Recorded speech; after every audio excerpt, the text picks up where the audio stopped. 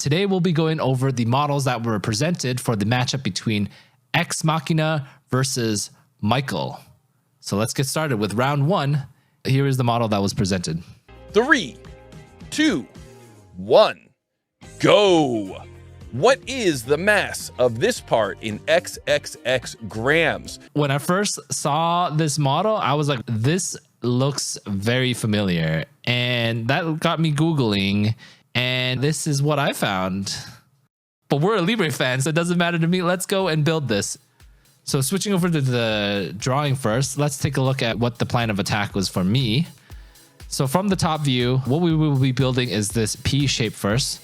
Once we get this P-shaped built, we're going to extrude it, then switch over to the front view or the side view, and then draw out the outlines of these profiles. Once those outlines are drawn, we will then extrude them. And once we extrude them, especially this triangular piece, since we're in plasticity, we'll be taking advantage of some direct editing to get the width of this triangle piece in shape. Lastly, then, once all of the extrusions are done, we're going to switch back over to the top view, make that slot, make it cut through the solid, and that will be our model. All right, so let's jump ahead into the software. So starting off with everything, we need to make sure that our units of measurements is correct. For this model, the unit is in millimeters and in grams. I think we're correct, but we're gonna double check anyways. Go to the settings, grids and units. I'm on millimeters, so we're good to go.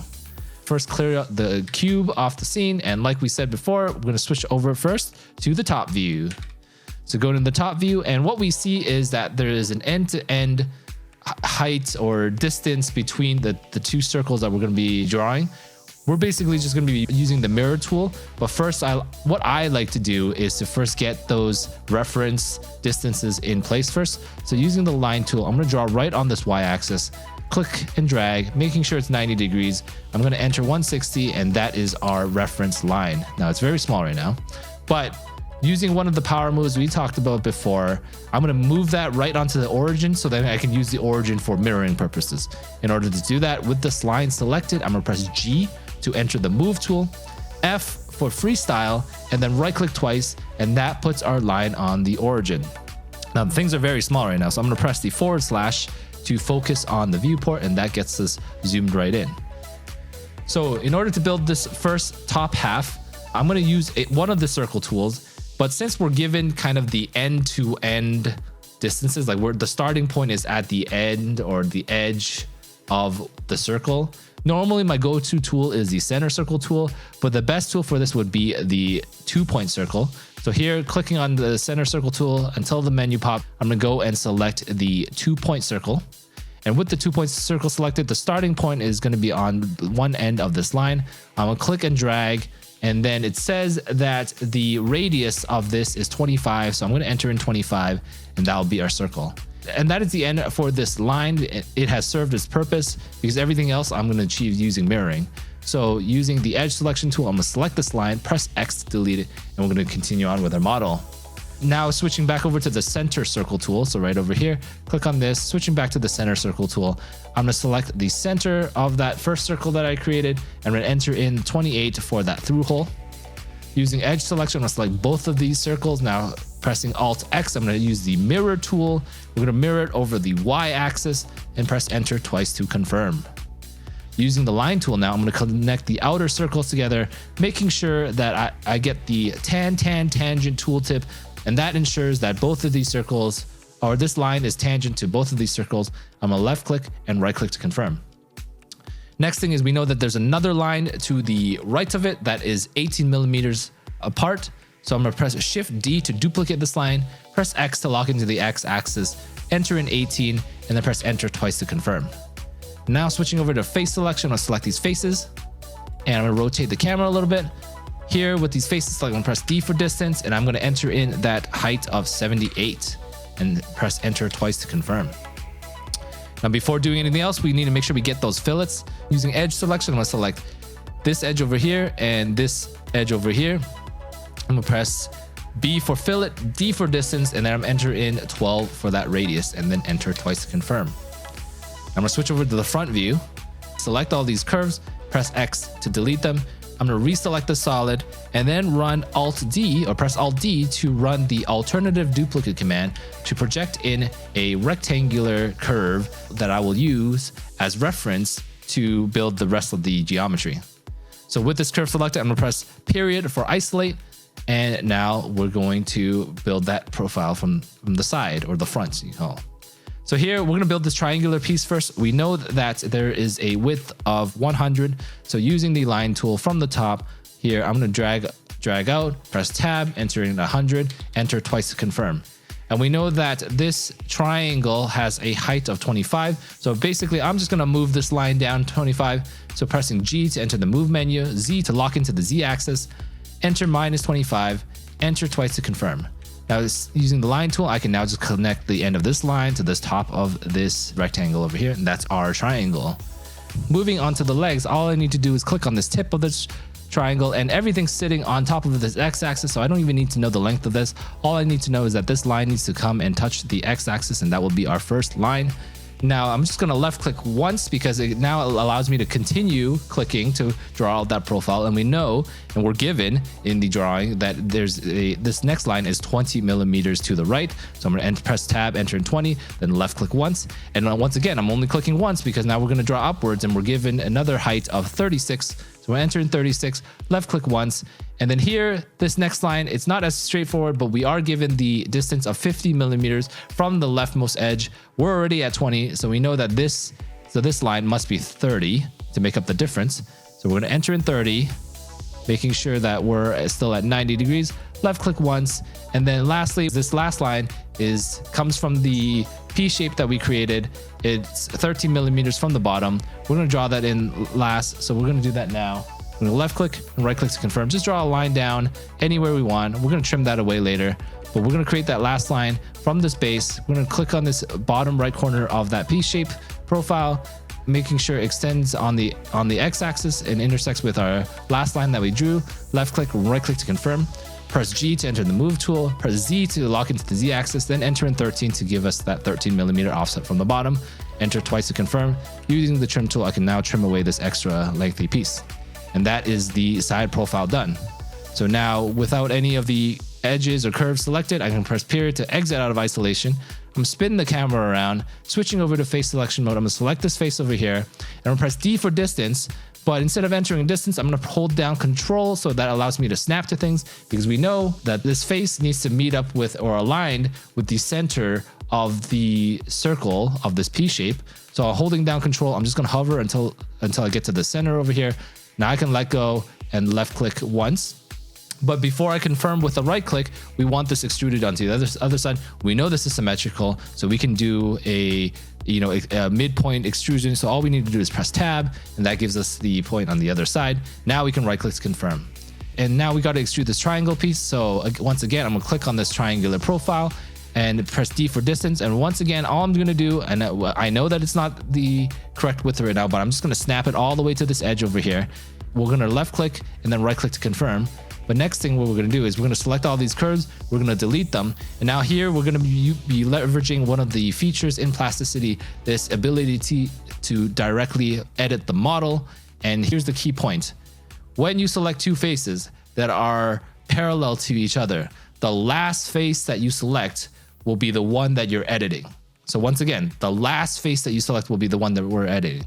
So here we need to set this width of this triangle to 30, and we don't want to be moving the face that's sitting on this side. We want to be moving the face sitting on this side. So this face will be the last one we're going to be selecting. So in face selection, we're going to select this face first, and then next, moving the camera over, we're going to select, holding down shift, we're going to select this other face. Now we can press the equal key, which allows us to enter in a dimension. We're going to enter in 30, press enter, and now we have our triangle at the correct width. So that's some direct editing in Plasticity.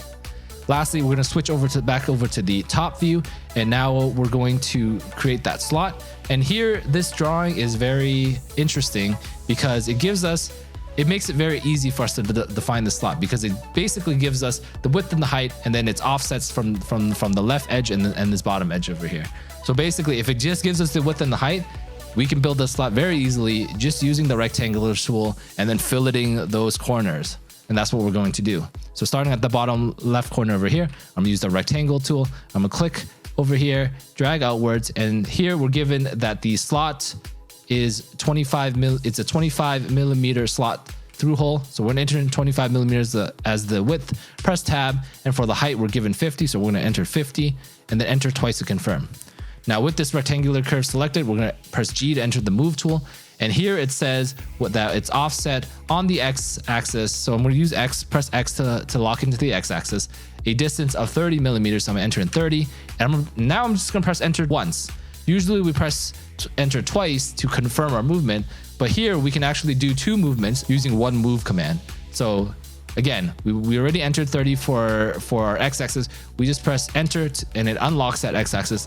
Now we can lock in the y-axis by pressing in Y, and then in the y-axis, in the y direction, we need to enter in 15 for that offset, and that is our final position. So we press enter now twice to confirm.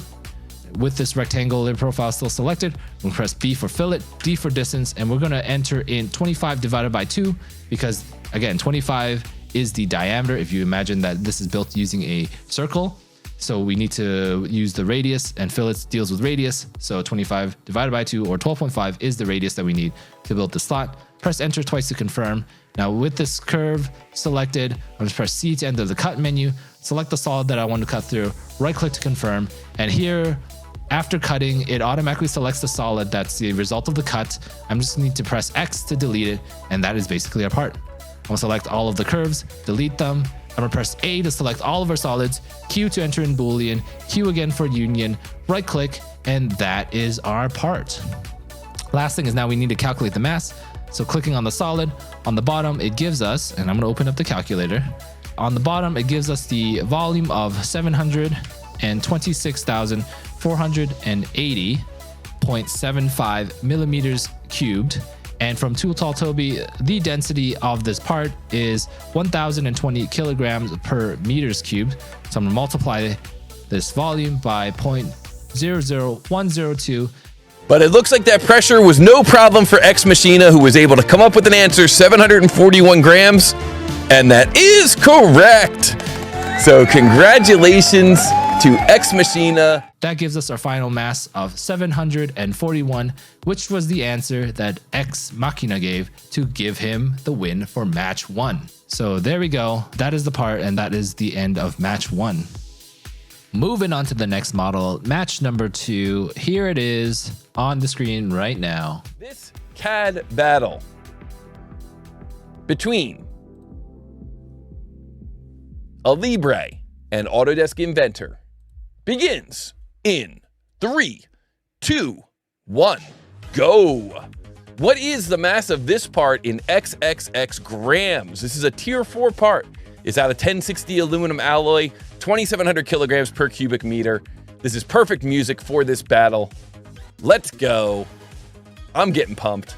Here we go. Both of our runners have grabbed a screen capture. They are both moving into their CAD. And no, this is not another Libre practice model, so we're good here. This was a good match to watch. Let's take a look at the drawing and see what the plan of attack is. So the plan of attack is as follows. We can actually do a lot on just a single curve or a single plane. We can model out this base using a rectangle. We can model out these rings using the center circle tool. We can get this outer sleeve using an offset. We can get this symmetry using the mirror tool. And then of course we can also build this 10 millimeter wall using a rectangle, all of which will be done from the top down view perspective. And that would be the first sketch or plane that we start extruding from. So from there, once we build all of that, we're just gonna extrude each part individually. We're gonna extrude the base, extrude the rings, extrude the wall. We're gonna then add in the chamfers at the 2 corners, then model the ring on one side, mirror it onto the other side, do a final cut in the center, and that will be the model. So with that in mind, let's get started in Plasticity. Okay, so clearing the scene, pressing Control N for a new scene. Do you want to clear the scene? Yes, we do, to get a new scene. And This model is also done in millimeters and in grams, so we're good. So the settings from the last model, we're good. So as always, starting off, we're going to select this built-in cube, press X to delete it, and we're going to switch over to the top-down screen. From here, we're going to use the rectangle tool to draw in our base. Starting from the origin, I'm going to click, and then on the bottom, you can see there's this hotkey C to switch from corner to center. We're going to make it a center rectangle so we can get that we can get these axes of symmetry to mirror things off of. So switching over to the center rectangle, we're going to enter in the width of 180 and the height of 90. We need to zoom in, so we're going to press / to zoom in on this view. Right off the bat, we're going to enter in those fillets. So with the rectangular curve selected, B for fillet, D for distance, we're going to enter in 14 for that fillet. Press enter twice to confirm. Next thing we're going to do is we're going to model the through hole. And for that, I'm going to use the center circle tool. It says it's a 55 millimeter through hole, so I'm going to enter in 55. Press enter twice to confirm. And here we're also given the center hole to hole distance of 100. So using just a regular line, I'm going to draw right on the x-axis. Press tab, enter in 100. This will be our reference line. Press enter twice to confirm. And using our power move from before to center this line along the origin. With this line selected, I'm going to press G to enter the move tool, F for freestyle, then right click twice, and that makes this line right on the origin. So now reselecting this circle, and press G to enter the move tool, and then X to lock into the x-axis. Hold down control until I hover over the end of that 100 millimeter line, and then right click to confirm. And that's all we need this line for. That gives us the proper offset from the center. So I can click on this line, press X to delete, because everything else we're going to achieve using mirrors. So with the circle selected again, I'm going to press O for offset, D for distance, and enter in 5 to get that 5 millimeter sleeve. Selecting both of these circles, Alt X to enter the mirror tool, press X, and now we have the circles on the other side. Lastly, like I said before, where a lot of things are going on this one plane, using the rectangle tool, again, starting from the origin, I'm going to click, press C to switch to a center rectangle, press tab once, and now we're going to enter in that 10 millimeter width. So that's the only dimension I'm going to enter.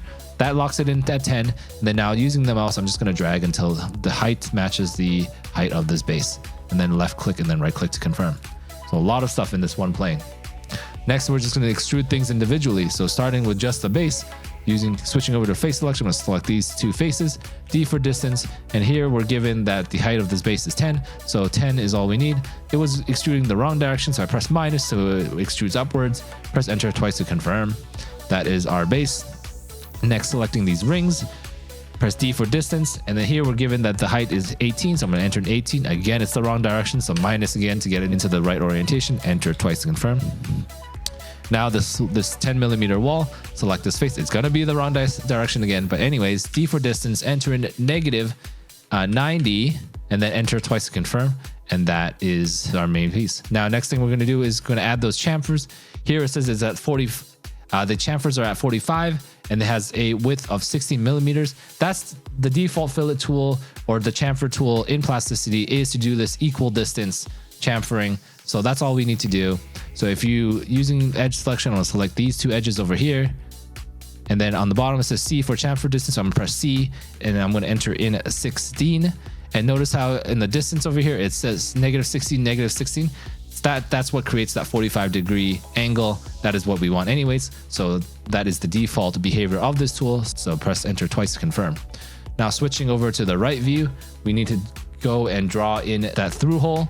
And here from this last perspective over here on the drawing, it says that from the bottom of this model, there is a 50 millimeter distance to the center of this through hole.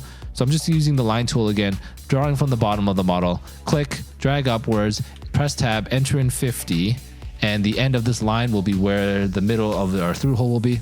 Using the center circle tool, clicking on the end of this line, drag it open, press tab, and the through hole is 45, so I'm entering 45. With the circle selected, again, I need to create that 5 millimeter sleeve. So O for offset, D for distance, enter in 5, and that's 5 millimeters. Now we need to make sure that's on the right surface. I'm just going to rotate my camera around and notice that's not on the right surface right now. It's very simple. All I got to do is select both of these curves from the left menu over here. Press G to move them, X to lock into the x-axis, hold down control and hover over the face that we want to move it to. So this face over here, right click to confirm. Now it's in the correct spot. I don't need this line anymore. I don't need these other curves anymore. All I need are these 2 circles. So now using face selection, I'm gonna select this face over here.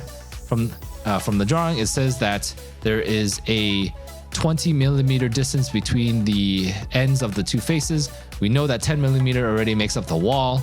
So that means that there's 10 millimeters left for 2 rings to be extruded, which means that each ring is 5 millimeters. So with this face selected, press D for distance, enter in 5 millimeters, press enter twice to confirm.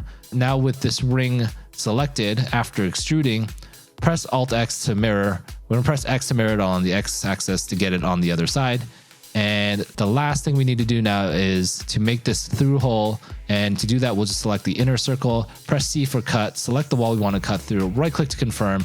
And that results in a solid that gets cut from the operation. That gets automatically selected. We just press X to delete it. And that is basically our model. So select all the curves, press X to delete them, press A to select all of our solids, and then Q to enter Boolean, Q again for union, right click to confirm, and that is our final piece.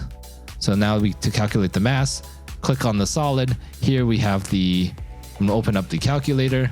We have the volume of 189,270.25 millimeters cubed, and the density from Too Tall Toby is 2,700 kilograms per meters cubed. So we're going to multiply this volume that we have by 0.0027 to get us our final mass. We might see an answer here in the chat. Let's watch the chat. Let's watch the chat. Let's see what answer comes in. Ex Machina comes in with an answer, 511 grams. And that is correct. So, wow, what a matchup. But final mass of 511, which is the answer that Ex Machina gave to give him the victory for round 2. So what an exciting match. Watching a Libre, one of my favorite CAD tools, take the victory was very awesome. And here are the 2 models. Hopefully this tutorial helped. As always, thanks for watching and see you in the next video. Bye now. So G to enter the move tool, Z to lock it into the Z axis, enter in 13, enter twice to confirm. Using the trim tool, I'm going to trim away this extra edge over here that I don't need. And that is it. Shut up, Momo.